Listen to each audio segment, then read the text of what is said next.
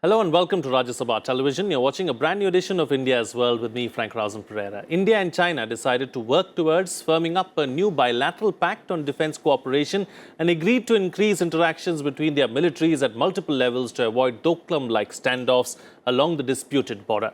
The decisions were taken at a nearly 2-hour-long meeting between Defense Minister Nirmala Sitharaman and her Chinese counterpart last week. The focus of the meet was to build mutual trust between the two armies, guarding the 3,500-kilometer Sino-India border.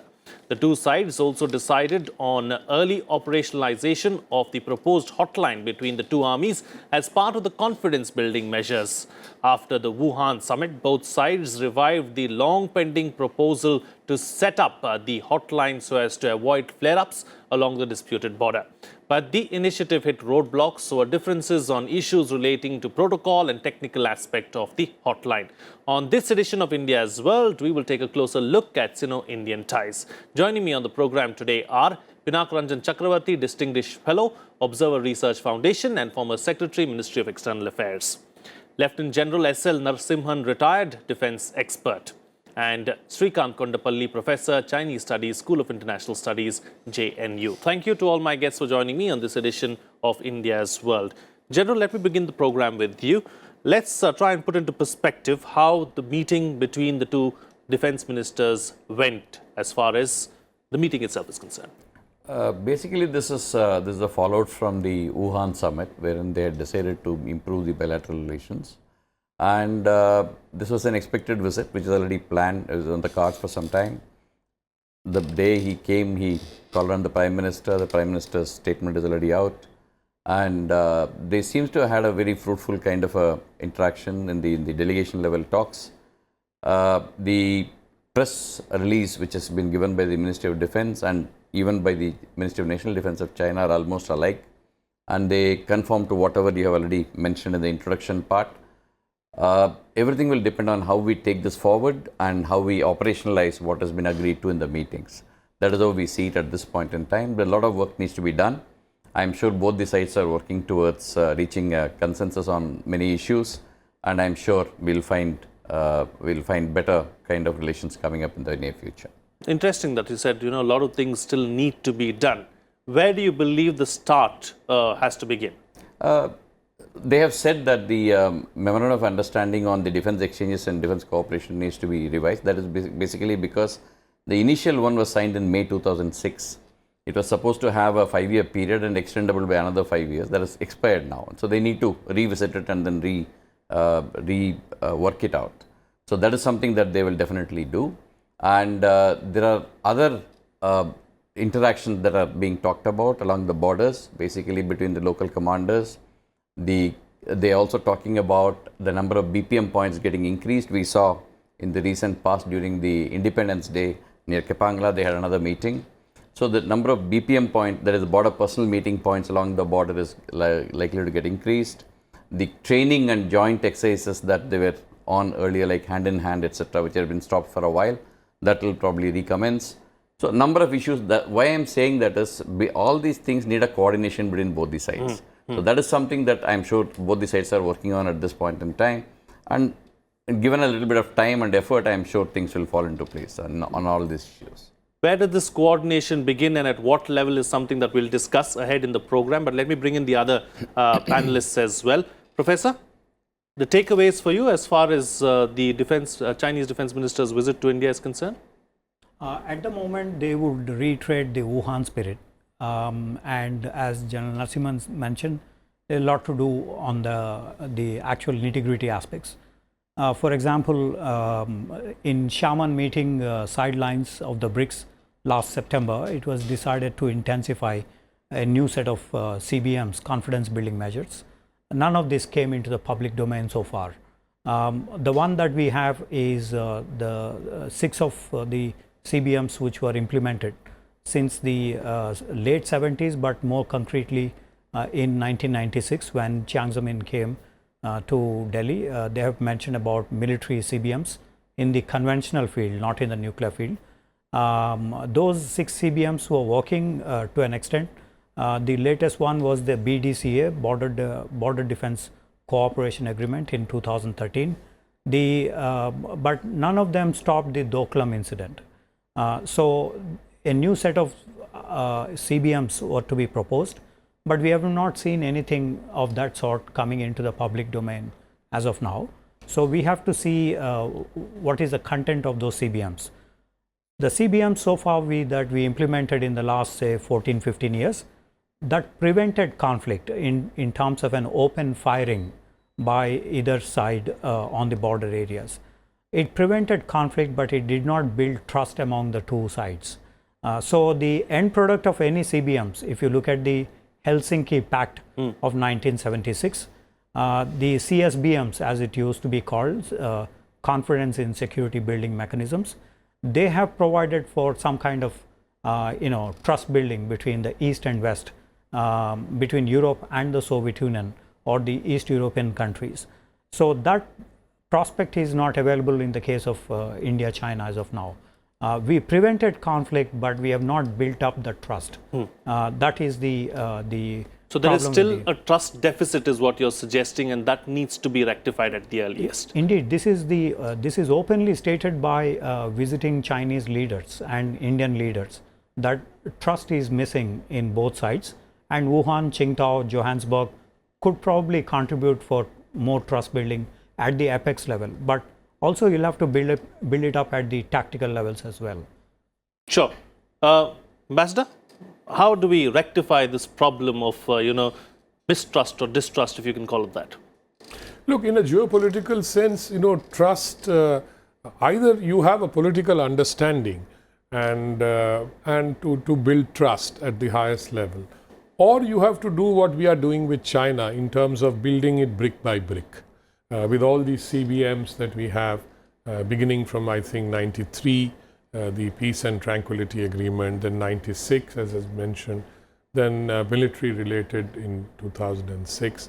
So what you are really looking at is these are the building blocks of CBMs and building of trust. But let me also add that at the root cause, or at the core of this mistrust, if I may say so, is obviously the unsettled border, and that will remains to be settled, and that will contribute to the mistrust for many, I think, decades to come, till we actually get down to sorting it out. Plus also don't forget the geopolitical context and the geo-economic context of China's rise.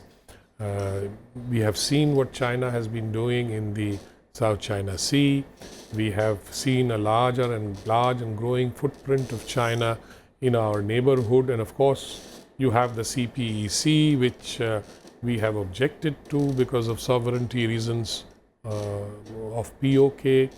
But then China has also moved in the sense that they also realize that I think the conflict is not the answer. And I think, and to the credit of the CBM so far, is that we don't shoot at each other. And we may jostle them across the border, or they may jostle us, but we don't shoot, which is quite different from, say, the line of control with Pakistan. So I think to that extent we have succeeded in terms of India-China relations are going to be characterized by both cooperation and conflict, which has become the kind of signature of the relationship. Right. And it's going to go on for several decades. Okay. Taking the discussion forward now, generally, a lot has been said and reported about the hotline in the media, and it's been in the work for a few years now. Yet, this hotline is not operational. What are the issues really as far as the hotline is concerned, and do you believe that they can be sorted out now that, this meeting has indeed taken place?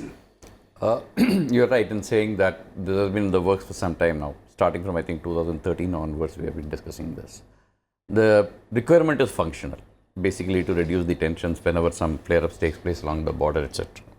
But it is stuck on certain protocol issues of equivalence, etc., which is also very important when you deal with a country like China. And the issue that has come up is that India and China's organizations, if you see, they're different. So the organizational matching is something which has not been able to, which we have not been able to resolve. And once that gets resolved, I think we'll have to find a person who is of equivalent rank and status on the other side to deal with. it was easier to deal with Pakistan because you have the DGMO level talks. DGMO to DGMO level talks keep taking place. But unfortunately, that kind of a structure is not there in the Chinese system. So that is what is being resolved at this point in time. I am sure by talking to each other, they'll find a viable media to do this. It is very important to keep the protocol issues also in mind when you deal with these issues. I think that is the one which is holding back. You know, General, that having been said, why do we need this hotline, really? What is the purpose? What is it going to do? Okay. You take your mind back to 1986 when Sondrungcho happened. 2013, DBO happened. 2014, Chumer happened. 2017, Doklam happened. For a good measure, a number of standard operating procedures exist. I have commanded all the formations on the Chinese border. Number of standing operating procedures exist. As long as both the sides follow the standard operating procedures, nothing goes wrong. The moment one side at the local level decides to not follow those standard operating procedures, the things flare up. Once the things flare up, what happens is, now if you don't have a mechanism of talking to the other person, what happens is the media picks it up, it goes back to the governments in Delhi and Beijing, then it takes that much longer to resolve these issues. So if you have a hotline, it is easier to call up the other person on the other end and explain things to him, and he can explain things to you, and it can be resolved mutually. So that is the advantage of having a hotline, and it helps in not allowing situations to go out of control. Right. So this hotline that we are talking about with China, is it going to be the same as the lines, the hotline that we have with Pakistan, really, at the DGMO level, or what's it going to be like? Something like that you can expect, actually speaking, because that is the equivalent. Because we would like the DGMO to be the receiving on this side, and we are expecting a person of the equivalent rank and status on the other side. Right. So that is something, once that gets worked out, I think this will come into being. Right. Another aspect, Professor, of course, something that we have been miffed about in the past is the CPEC issue. Now, that issue, according to media reports, was raised by India, but it was brushed aside by China. Is that going to be a thorn in the flesh of the ties between India and China? Yes, indeed. But before that, if I could explain on the hotline. Yes, please. There was a hotline between the Soviet Union and the US. United States, yeah. Most of the time, of course, they were translating Bible and Trotsky, Leon Trotsky, and other writings by Dostoevsky and the other writings.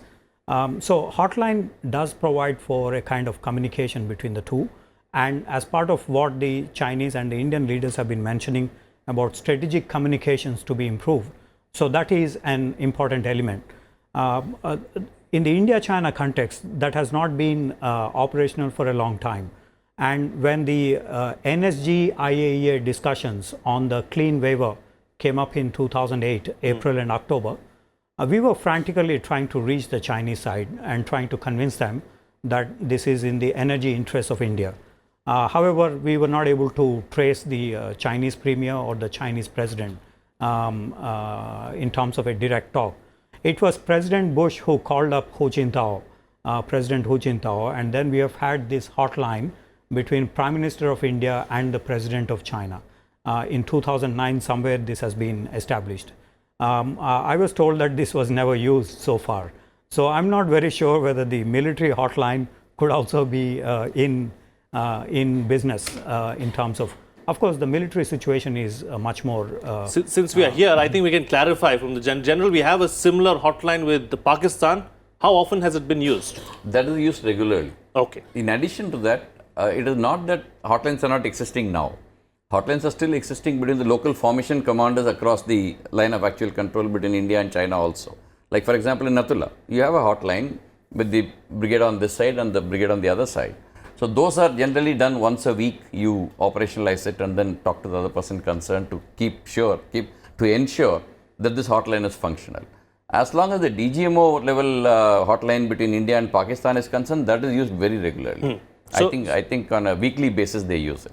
So it can be used on similar lines with China as well, is what you're suggesting. Ambassador, moving on from the hotline, a question that I asked the professor, the issue of CPEC, how big a problem do you think it is as far as India-China ties are concerned? Look, to be realistic, I don't think we are going to stop the CPEC. I mean, I don't think that is on the cards. China is going ahead. It has already invested a lot of But money. it is against our national interests. It is against, we claim Pakistan occupied Kashmir, so it is technically, we claim it is our territory. And so how can two other countries go through our territory with whatever, infrastructural projects that they are doing? So we have objected, because we are exercising our right to our own territory and sovereignty. But be that as it may, but the real situation on the ground is that you can make those objections, but for so many years now we have lived with the line of control, which is like the operational border between India and Pakistan. We don't, of course, agree with that border, but we do have a line of control, an agreed line of control. Then, of course, there is this issue of what happens when Gwadar, is operationalized, perhaps, with military facilities and various other things. It could happen, because once you have a port, it can be expanded, it can be changed, its character can be changed, etc. So in a sense, it also has security implications for India. And of course, China is telling us that, look, we are not taking a position on sovereignty as far as POK is concerned. In fact, they are inviting us to join the BRI, at every stage, and we have said, no, we will not. And so I think the whole game plan seems to be, is whether can China, and in fact, China recently has said he would like to help in a rapprochement between the new government in Pakistan and India. So China is looking for various avenues to basically expand its economic footprint and expand. And if they have India on board on the BRI, then of course they will say we have succeeded in terms of what we are planning in terms of the BRI. But India will perhaps never agree unless we can get access, transit access through Pakistan to Afghanistan and Central Asia. Now that is unlikely to happen. I mean, that is, I don't think it's likely to happen given the attitude of the Pakistan army, which really controls these things in Pakistan. Interesting that the ambassador brought up Pakistan and the role that China really wants to play in trying to mediate some kind of truce between India and Pakistan. General, how is it going to change the dynamics in the region really between throwing Afghanistan into the mix? You have Afghanistan, a new prime minister in Pakistan, you have China, and then India. What's happening in the region? You see, China wanting to play a mediatory role in India-Pakistan relations is nothing new. They have been trying to do it for a very long time. And the moment we became full member of the Shanghai Cooperation Organization, there were statements to the effect that that forum can be utilized for these things. But we have always maintained that India-Pakistan relations are bilateral, and we are quite capable of handling them bilaterally. And not only here, China seems to be seeking a mediatory role in many of the other issues. Like Rohingya issue, they had made a statement. They also wanted to negotiate between Israel and Palestine to play a mediatory role. They made a number of statements like this.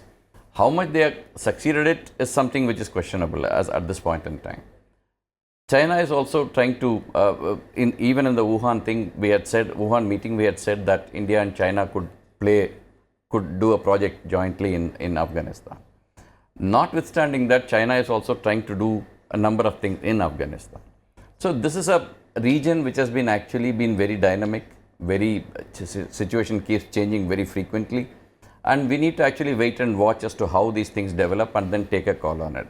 At the moment, I don't think that in the India-Pakistan relations or India-China relations, it's not going to make much of a difference as far as this is concerned. Right. Looking ahead, Professor, where do you see Sino-India ties headed? Since the Wuhan summit, of course, we've seen a new era really of Sino-Indian ties. Where are they headed? I think after the Wuhan, Qingdao and the Johannesburg meeting between the two leaders, there are some positive vibes that have been emanating. These include on border stability, which is a crucial topic in the bilateral relations. It includes also the third country, that is Afghanistan, where we could do probably, this is also not a new idea. In 2010 June, we had a suggestion in Afghanistan of exploiting the $3 trillion worth of iron ore and others in Bamiyan, Amu Darya and other basins. We have had some proposals at that point of time. None of these realized so far because of actually the situation in Afghanistan itself. The third is in terms of expanding the bilateral economic relations, reducing the trade deficits. We have seen the Chinese ambassador announcing 29 items of the medicines, high-end medicines to be imported by the Chinese to bridge the trade deficits, etc. We'll have to see over a period of time whether these are on a long-term basis or a knee-jerk response. Whether we have the trade deficit fixed or not will have to be, because there is also the in the light of the Trump administration increasing the tariffs. Of course, the Chinese have proposed that they will import more from the other countries. President Xi Jinping mentioned in the POA Forum meeting, for example, on importing nearly 10 trillion worth of goods from other countries. So we could probably see this as an opportunity for exporting more to China. On the other hand, the investments so far have not been very high from the Chinese side. Cumulative investments, according to the Commerce Ministry, is about $5 billion roughly. This is not really much, compared to the second largest economy and the sixth largest economy that both these countries are. The mutual investment profile is not very much. So to that extent, there are disappointments. There are also the pathways for improving relations. Border stability, we definitely is in the works with the CBMs, with the defense minister's visit, and a series of other actions that they plan to have. Right. On the other hand, we also have issues like economic relations. We also have issues on Indian Ocean and the how the Chinese role will be in Maldives or in other countries. So these are also testing times in the bilateral relations. Right. Ambassador, are there any new avenues that both the countries can work on together? Are there new areas of cooperation really going forward? I think one area certainly is Chinese investments into India. Despite everything, all the big talk about investing in India, the Chinese, as Professor just mentioned, have not invested more than 5 billion. And that too mainly in the telecommunication, the handsets and all the which they of course manufacture in India also. So I think that area certainly needs to be, and apart from that, I think we have been pressing them to rectify the adverse trade imbalance to the extent possible. China's economy, for many of our products which we make competitively, run into a lot of non-tariff barriers of all kinds, and everybody who's dealt with the Chinese know that, and that they have these non-tariff barriers, and they refuse to allow some of these products, medicines being one of them, the pharmaceuticals being one of them, the area. So I think if they are opening up, and whether this will be sustained and whether it will have an impact on the trade imbalance is something that we will have to wait and watch. But investments, we have Make in India program and various other programs that we have. But I don't think the Chinese, I am not sure whether the Chinese are using the investment domain as a leverage in the rest of the relationship. In terms of saying, you behave yourself, then we will come and invest in billions, that kind of thing. Right. To put it very bluntly. Very bluntly. So I think that could be a factor there. Right. Okay. Closing comments now from all my guests, starting with you, General, with the best way forward. There are a number of things that you can do, not only in the defense field, in other fields also. One is the strategic communication was being talked about. If you keep that going, that can actually resolve a number of issues. That is one thing. The second thing is at the defense level, you can do a number of things. The exercises levels can be increased. The training that is being done by both the armed forces personnel in each other's countries, that can be enhanced. There are a number of items like that you can really do. So basic thing that as we are looking at this point in time is we are looking at a little more stable border without any of those face-offs flaring up the way it did in the past. That is something that could work out. And the mutual trust building has to go on. For that, a lot of activities across the border, like the formations which are adjoining, can do exercises between themselves, which is already on the, we had done a couple of them in Ladakh, but then it stopped earlier. That can be restarted again. The levels can be increased. There can be sports activities that can be carried out. Sports diplomacy is a very good diplomacy to do.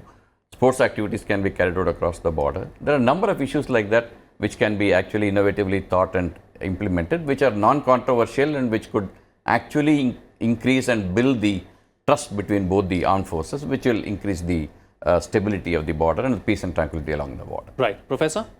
I think in terms of the defense minister's visit and aftermath, I think the intensifying CBM's confidence building measures is necessary. For this as well, the 20 special representative meetings on discussing the LAC clarification. I think since there was an announcement that we have crossed already 2.5 phases of the 3-phase special representative meetings, there is now a need for transiting into the clarification of LAC, which is at the roots of the trust related issues. Once you have a clarification, you have also a lot of things flowing in terms of the trust level building, mutual confidence, so on and so forth. Number one. Number two is also on intensifying of the confidence building measures. There are ways that that could be strengthened. In addition to the 2 border personnel meetings, we could probably expand more or increase even the border trade, which is crucial for the people in these border areas. Because now we currently only have 3 passes, Nathula, Shipkila and Lipu Lake, through which much of the trade in the border areas is being conducted. So more points we already agreed to, but we have not opened up. For example, Demchok and others. Third, there is a recent delegation by Mr. Ram Madhav to China, to Guangzhou and other places, where he had suggested to Chinese connecting the southwest with the northeast of India and connecting to Chittagong, so that the northeast states will also benefit in terms of infrastructure. And some specific areas have been mentioned in terms of, say, electric engines to be produced in India and other consumer durable items, etc. So this is one element which could probably boost the bilateral relations. Trigger the also connected to the northeast, which have been blocked for a long time in terms of no connectivity with the other Southeast Asia or the other South Asian countries. So this could be one way of relooking at the economic engagement, bilateral relations. Yeah. Right. Ambassador? Well, as far as the Northeast is concerned, I find that track 2 diplomacy has picked up a lot. And I think if you see the Chinese track 2 professors and others coming to Kolkata and various other places, in terms of trying to push the connectivity aspect between the northeastern states and China. We also have, of course, the BCIM thing, which hasn't really taken off because of, I think, but some feasibility studies, etc., are being made.